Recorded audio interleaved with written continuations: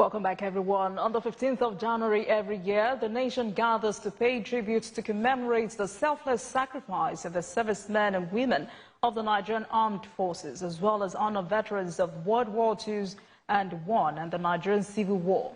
Yesterday was no different as Vice President Kashim Shettima represented President Bola Tinubu at the Eagle Square, Abuja, to mark the 2025 Armed Forces Day. The Vice President led other senior government officials to lay the wreaths at the cenotaph and also perform the ceremonial release of white pigeons from the cage in commemoration of the event.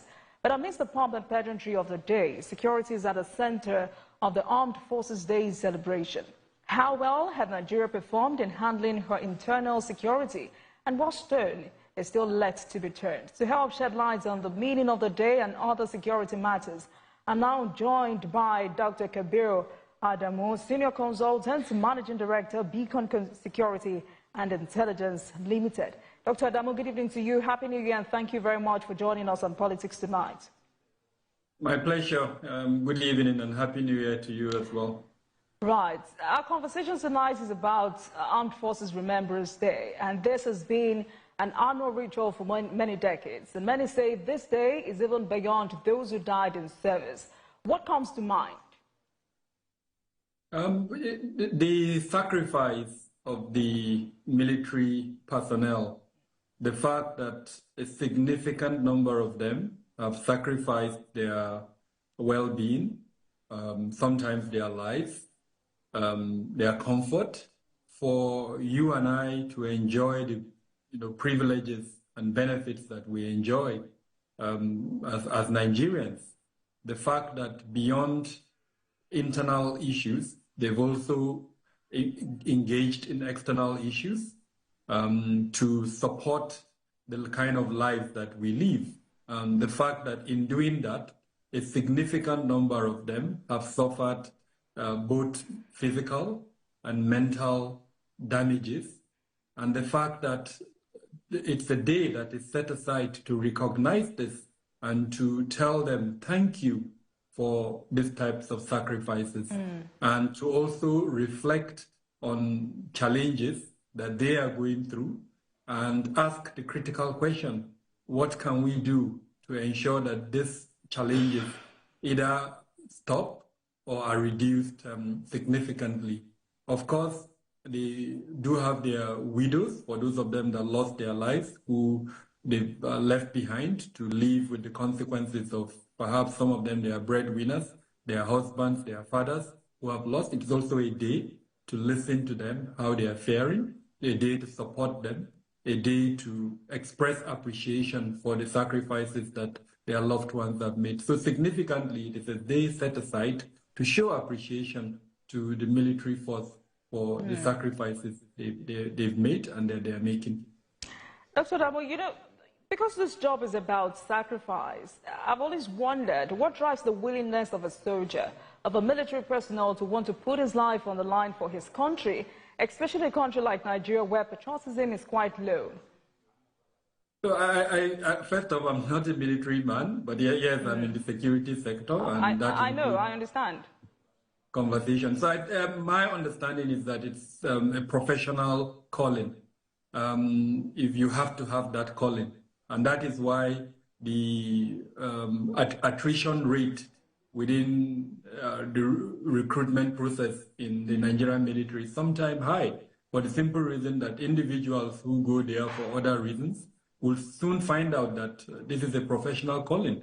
If you are not cut out for that professional calling, then you would most likely drop out. And so that for me is the simple reason why, despite all the challenges that exist, it is also a beautiful profession. If you've ever watched, especially a well-built military man who is dressed, I'm sure the women would understand what I'm talking about. If you've also seen the kind of traditions, including the weddings, the kind of culture that have evolved with military weddings, it's something to admire. So there are several reasons. If you love discipline and see the disciplined structuring of the military profession, then that would also be an attraction. Of course, for the average Nigerian, the fact that it also provides job security It's also perhaps one of the most stable professions within the Nigerian context. The fact that it's also, a steady income is also another reason why some people join. But I think principally it is a profession, and anyone who joins it is joining a profession that perhaps would, for the rest of his life, or maybe 35 years or 60 as the case may be, he would be in that profession. Yes, you mentioned a stable profession, steady income, because for many of us, it's always heartwarming to see many of them prioritize the choices in above any other interest. I mean, this is a high-risk job, but I'm concerned about welfare. What our servicemen go home with at the end of the month? For the police, it's still a battle and continuous effort to improve the welfare package of the NPF. But for the military, is it commensurate with the amount of work and sacrifices they put in defending the territorial integrity of this nation, putting into consideration the economic realities? In my understanding, unfortunately, no. It is work in progress.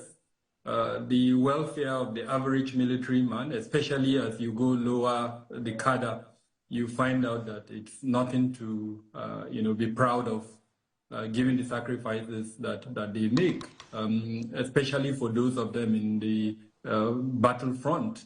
And as you're aware, there are several theaters of operation at the moment in the country.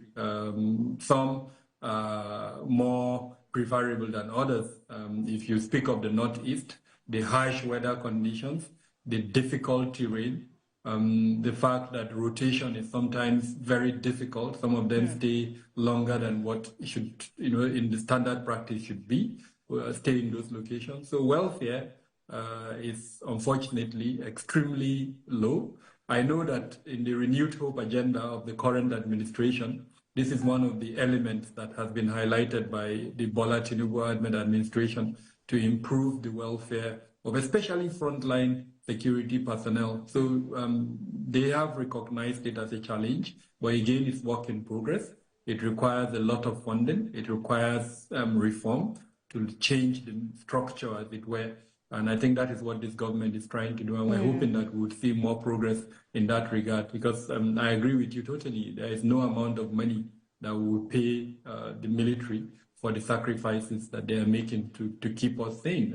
I want to remind the listener that we had a sitting president whose wife came on air in public, in a public statement, and said her husband, who was the president, the #1 citizen, is suffering from post-traumatic stress disorder, PTSD.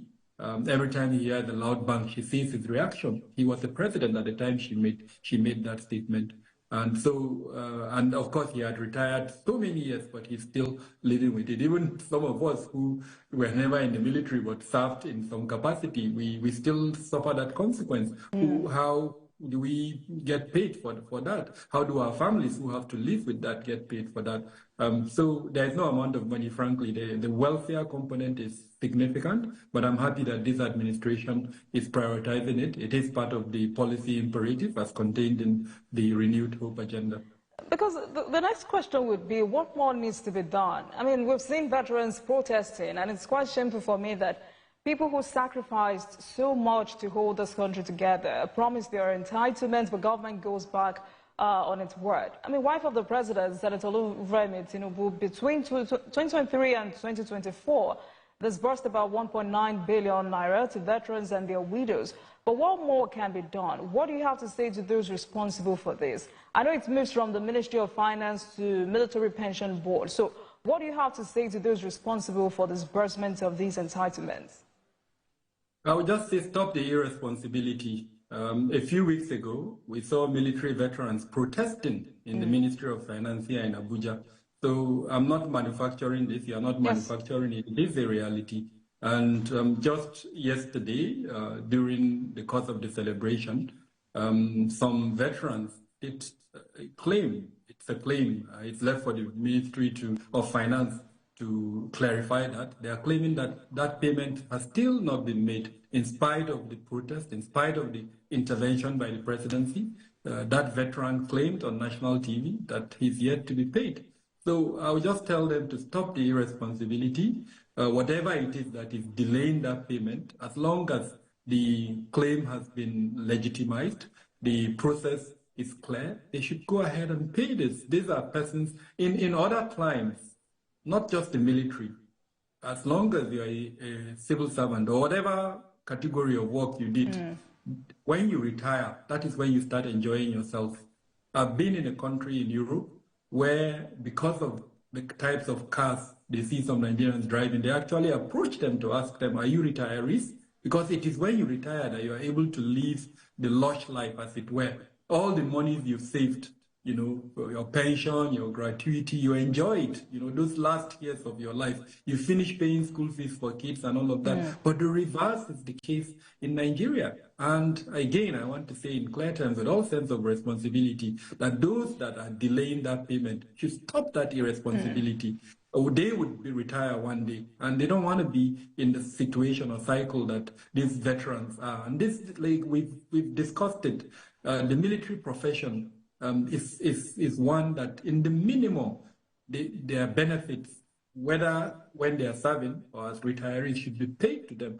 So again, I just want to say that the irresponsible reasons that is delaying that payment should be stopped. And I think our National Assembly, the legislature, need to step in and ensure that whatever the bottlenecks are, whatever the impediments are, it is removed. This issue has been ongoing for decades.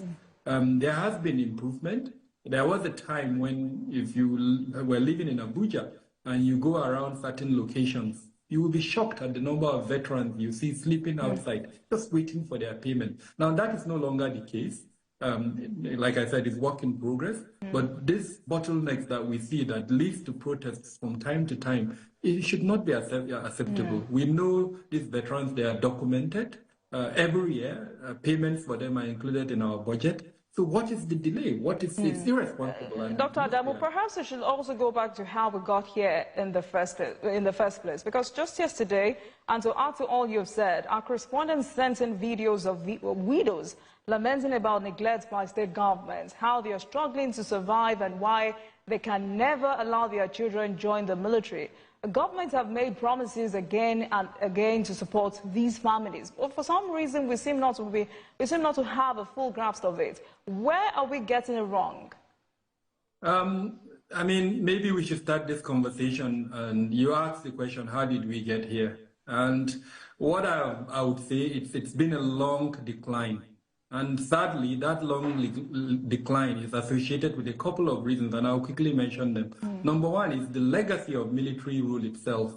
That one would think that the military, for the over 30-something years that they ruled Nigeria, would have improved that institution. But unfortunately, in itself, it's a challenge in the sense that the intervention in politics created reasons around, politicization of certain functions, appointments that perhaps were not based on merit, and several other times. So that's the first challenge, that legacy of military rule. It has affected the military institution itself in so many areas. The second one is how our Democrats, too, have fared. Of course, this is the Fourth Republic. So in the First Republic, in the Second Republic, in the Third Republic, and then, of course, in this Fourth Republic, there have been attempts to reform the military. And in some instances, those attempts have been successful. But on the whole, they have been largely, failed attempts at reforms. And I'll quickly mention under the Obasanjo era, under the Yar'Adua and the Jonathan, yes, there have been instances where there have been attempts at reforms. So I'll also quickly mention what we've seen over this period from the military era into the democratic era, what I would call the dimensions of distress within the military. Number one is a problem of leadership in itself within the military, and then the civilian oversight. It's weak, and it has not created the type of professionalism that we expect. Challenges arise, but those challenges are not addressed, and we see constant shifting of responsibility, as it were, bulk passing from the different elements. Sometimes it's from within the military hierarchy, other times it's within the civilian. An example is this welfare thing and the payment of their gratuity and their pension in the manner that we're discussing it. I mean, you can't have a problem that is outliving almost 4 or 5 administrations and into several decades, and we've not solved it.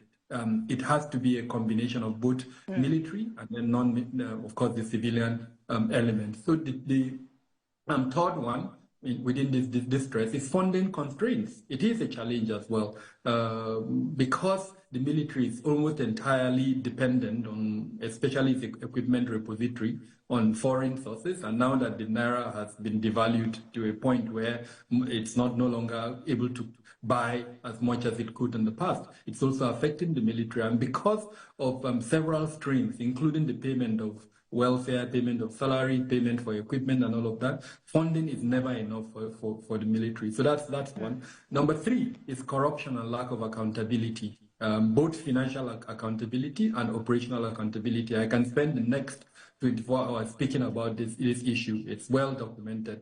The number four is equipment and logistics deficit. It's also affecting the military, and of course, also, to an extent, also affect the issue of the morale and the welfare of the military. There is no reason, and I say this with all sense of responsibility, that our troops in the battlefront should be moving around in soft-skin vehicles that bullets can pierce. No army, no military, what its onion salt can't be moving around in light skin vehicles that bullets can pierce. And we've accepted it as a country, and we've allowed it to stay. They use the same, most of them actually, not all, use the Hilux Toyota van that you and I as civilians would also use. So what protection does that give them? Absolutely. And this is just one element of personal gear that I'm talking about. It reflects around so many things that shouldn't be the case, but it is the case today. The next one is personnel and training gaps.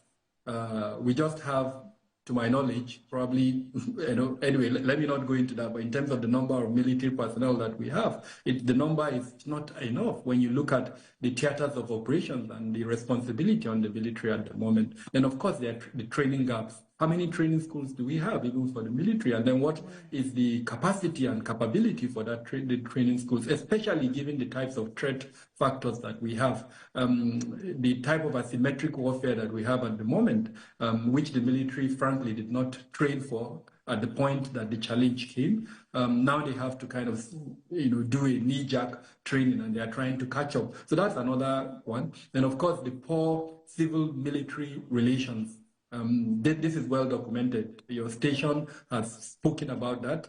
One of the most recent examples of that is the bombing in Zamfara, where a NAF expedition bombed a civilian target, and we saw the reaction. And at the moment, I think there is a fact-finding team currently in Zamfara. So the civil-military relation is extremely low, and I know there has been an attempt to improve on that. And the last element is what we spoke about earlier on, the poor welfare conditions of our military. So all of these dimensions of distress is the reason why we're where we are, where you see the lack of responsibility within certain elements, both civilian and within the military. We need to wake up to address them. And I know over time, there have been attempts at reform. And some of these attempts, if you allow me, I'll quickly mention them, including in the Renewed Hope agenda.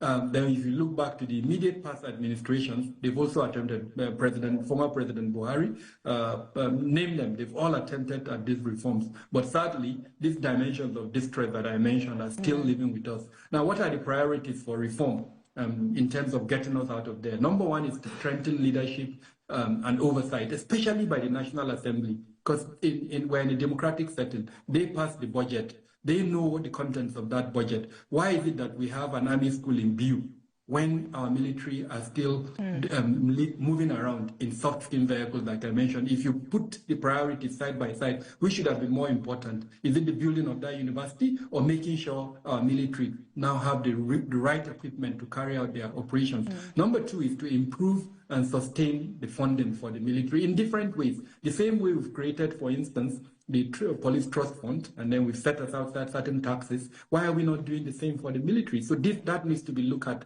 clearly.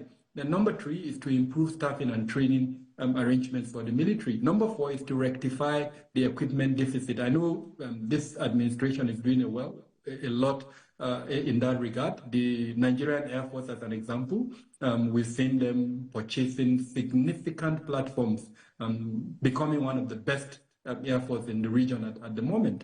And after that is to curb corruption. and improve accountability as well as promote transparency. Now, in doing this, we need to look at two departments, principally within the Defense Headquarters and then within the Ministry of Defense, as well as the services. And that is the Planning, Research and Statistics Department, as well as the audit function. Most of them are manned by civilians at the moment. But should that be the case? What is the case in other climes in the world, including the US, that we copy most of these things from? Is it civilians that are manning that department, or should we now have trained military personnel who should now man those departments together with civilians? And then, of course, quickly, is to improve on civil-military relations. I know a lot is being done in that regard. And then lastly, is to ensure the support we're getting from international partners are geared towards these elements that I've mentioned. This should be the priorities for reform. And like I said, a lot of it is contained in the Renewed Hope agenda. We need to move from having it in that agenda to actually implementing it, so that we see a reformed military where welfare is prioritized. And then, of course, those widows that you talked about now allow their kids to join the military. All right, Dr. Adamu, thank you very much for highlighting the challenges and offering these recommendations. But let's talk about, or let me single out for fortification of our soldiers, because recently 6 soldiers were killed in Savangeri Base in Borno State. And I want to take you up on the protection of our military men on the battlefield. How fortified are they? Are they well protected at all? What kind of artillery do they have whenever they're out there protecting this country? And I ask because of the number of ambush attacks we've had or recorded in recent times. So it's a combination of several factors. Let me start with their, like you said, amplifying their protection, as it were. What kind of protective gear do they have? I gave you the example. I know this is a public forum, so I'm being careful what I say, because the bad guys are also listening. But I just gave the example of them moving around in soft-skin vehicles. It is a misnomer that we've accepted as a country. In a battleground such as the Northeast, where the bad guys will hide in thick foliage, they would plant IEDs. They can also send drones that have contrived IEDs on them to the military. Why are we still allowing our military to move around in soft-skin vehicles? It is unacceptable. And so this is an example of the fortification, the failure of fortification. Then the other one is intelligence, and there are different ramifications of intelligence. Intelligence needs to be actionable, it needs to be efficient, it needs to be effective, and of course it needs to be live. Just because you've provided intelligence a few minutes ago does not mean in the next 30 minutes that intelligence will still be, actionable. So it has to be live, it has to be monitored, it has to be constantly being updated for it to be effective. So that means, for instance, using the Air Force, their intelligence, surveillance, and reconnaissance capabilities should be 24 hours. If we have troops in a theater of operation like the Northeast, we should have eyes and ears in the sky and on the ground that shows clearly. Now, this attack you used as an example that happened in Namboa, it was a forward operating base. And it was the only forward operating base in that particular location. It was a flank that was covering part of this southern half of Borno. And the enemy knows that once it brings down that flank, it is exposing a significant portion of southern Borno. And so it's not surprising that after that FOB attack, we've seen several attacks in Chibok. Churches have been burned in the last few days and all of that. So frankly, it's a failure of intelligence and failure of a strategic operation that is leading to this type of non-fortification. But remember all of the constraints I talked about earlier on when I mentioned the dimensions of distress within the military. Perhaps it's a function of the number of personnel. Also, perhaps it's a function of the several theaters of operation that our military has. As you're probably aware, a new theater has been opened in the Northwest under Operation Fansanyamba. So maybe equipment has been moved from the Northeast to that location, now exposing certain flanks. So there are so many dimensions to this. Even the civil-military cooperation that I talked about earlier on that would allow civilians like you and I, especially those in the Northeast, to be making information available to the military as and when they need it, that would reduce their exposure to the bad guys. It's also a contributing factor.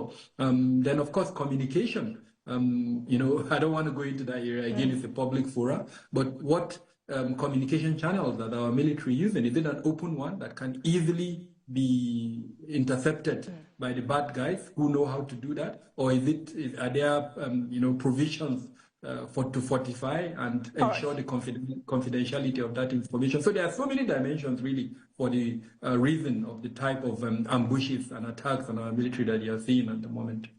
All right, Dr. Adamu, let's take a break, and when we come back, we'll talk about the importance of the right leadership in our uniform command and whether or not there should be some lasting commitment to honoring the sacrifices of slain heroes. Please stay with us, everyone. Information is power, information is security, information is knowledge. On Labor Lens, we believe that working people around the world have real questions of their own. They want to know how the world of work operates, what it means to the employer of labor, how policies affect workers in the workplace. On Labor Lens, I am sure we engage effectively the organized labor, organized private sector, and government to get out of them information workers are in need of. I am Sharon Jackson, asking questions that make you get sense of the workplace.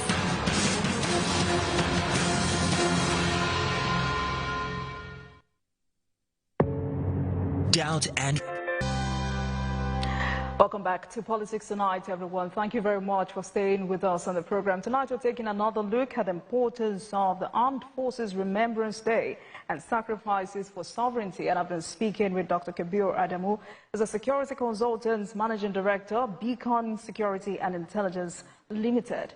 Dr. Adamu, thank you very much for staying with us on the program. Now, let's talk about the importance of the right leadership in our uniform command. For instance, the immediate past Chief of Army Staff, late Lieutenant General Tarid Lagwaja, was described as a round peg in a round hole. What does the right leadership do to the overall success of the Army, Police, Naval and Customs? Now, because the military or the Army is a hierarchical institution, and it's an institution that is dependent on command and control, as it were, the right leadership galvanizes unity of purpose, it galvanizes action, it galvanizes morality, it galvanizes patriotism, and it ensures commitment to the single purpose for which a mission is set out to achieve. And where that leadership is lacking, where there are elements perhaps of nepotism and other factors, then all of these things that I've mentioned, unfortunately, will not be found. And like I mentioned earlier on in our conversation, over the years, especially under the military dictatorship and even currently under its civilian administrations, we've seen instances where appointments are questionable, and it has affected the morale of the military to that extent. And to that, I think it's absolutely important that these systems that are in place within the military itself should not be tampered with if we're going to protect that institution. As far as I know, all the three services do have systems in place to allow succession and to ensure that professionalism is merit actually determines leadership succession. I think it's the politicians that I'm going to really call on to be mindful and not to allow their interest, especially personal interest and sometimes political interest, to affect these standards and qualities that have been set within the services. As far as I know, if the services are allowed, untempered by the actions of politicians, then we're not likely to have any challenge in terms of leadership, succession, and all of that. But occasionally, the challenge is where politicians, interfere, and you see grumbles here and there arising. But I must emphasize that leadership is absolutely important in an organization or institution like the military, where command and control and all the things that I mentioned are significant. Well, talking about lasting commitment to honoring the sacrifices of slain heroes, as a nation, where do we begin from? Also, the matter of synergy is another issue here. The current leadership under the supervision of the Office of the National Security Advisor has shown collaboration, respect, and dependency. I want you to speak to the impact of this in fighting insecurity.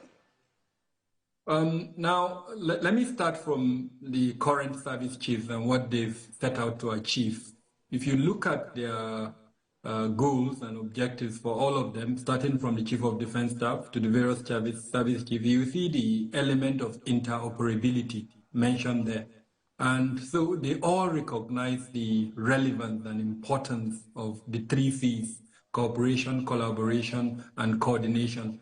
I always, remind anyone who wants to listen that there are, in the minimum, 27 ministries, departments, and agencies that are responsible for security. And this is just the direct ones. You can even expand it, and you get almost about 36 or 37 of such agencies if you expand it. And no single one of them is more important than the other. They all work to achieve Section 14, subsection 2 of our Constitution, which is the protection of lives and property of the average Nigerian who is law-abiding. Not one of them can achieve that. Neither can 10 of them achieve that. It has to be a coordinated function by all of them. Let's use border porosity as an example. It is not the work of the military to go and protect the Nigerian borders. There are 2 principal organizations whose responsibility is on border protection, and that is the customs to an extent, even though they can argue with you that they are more finance-based, but they do have a security role, and we constantly want to remind them of that security role. And then, of course, the immigration. They also have that responsibility for protecting our borders. Now, without the effectiveness of their function, the military can never be effective. And so this is what coordination means. And this is why I hope the president is listening and on this, or someone who is close to the president is listening in on this. This element that you just highlighted, that is the element of coordination, is the only way we can get out of where we are at the moment, where the elements that are responsible for coordination within the national security sector, and that is the Office of the National Security Advisor, the Ministers of Interior, Ministers of Defense, Ministers of Police Affairs, and to an extent, the Secretary to the Government of the Federation. There is a very important office there, the Permanent Secretary, Special Services Office, that also plays that role to an extent. And then you can also bring in the presidency, and maybe depending on each administration, I'm not sure under this administration, but there is an element within the presidency that also performs that role, of course drawing his or her authority from the president. Now, they are the ones who are supposed to bring all of these 29 or 36 NDAs together and have that eagle-eye view of whether they are meeting the objectives of subsection 14, section 14, subsection 2 of our Constitution, by monitoring and evaluating the functions of all of the security agencies. So that is what really that statement by the NSA meant. Right. Now, whether that statement is being implemented or not, I think you and I can, and of course the Nigerian who is listening would key in on that. Do we have the type of security? Do we see coordination among all the security agencies, or are there still gaps? I think it's work in progress, and I'm hoping that we'll see an improvement in 2025, where each unit within the security sector is playing its role, so that we see improved coordination, cooperation, and collaboration, and then the objectives of section 14, subsection 2 of our Constitution is met. Absolutely. Dr. Adam, we're talking about improvement. What difference do you want to see, or would you like to see in the Army going forward? When I outlined what I call the reform priorities, this is what I meant. And some of the reform priorities, like I mentioned earlier on, is let them lend themselves to civilian oversight.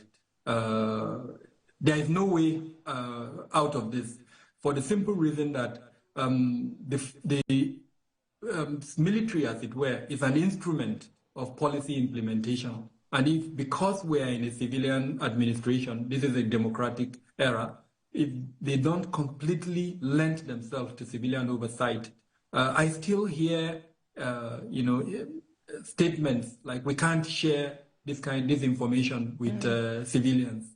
And no, we've moved beyond that, and I think they need to accept that. And I'll give you an example. Operation Fansanya Madad was recently introduced.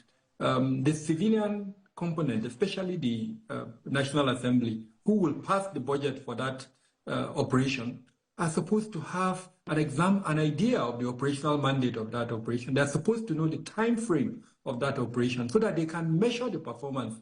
We can't have an open-ended operation like what we have in the Northeast operation, Hadinke operation, safe haven in the plateau. That's not what it's meant to be. So that's number one. That's the kind of improvement I want to see, and it has to be holistic. The number two, is to improve on their funding.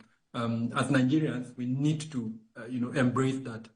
The funding requirement of the military is absolute, and we must improve and sustain on it. There are novel ways we could do that. I gave you the example of what we attempted to do with the police. There is no reason why we shouldn't do that with the military, especially given the involvement of the military in internal operations and the fact that it is consuming a significant portion of their budget. If we want and allow that to continue, then we have to increase their funding. There's no two ways about that. Number three is we need to improve on staffing and their training arrangements. The number of boots on ground at the moment is not enough.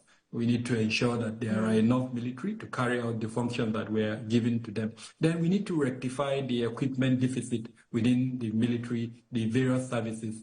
Earlier on, I gave you an example. At the moment, we're seeing a new attack form in the Northeast where they're strapping bombs on drones and then deploying them to go and attack our military formations.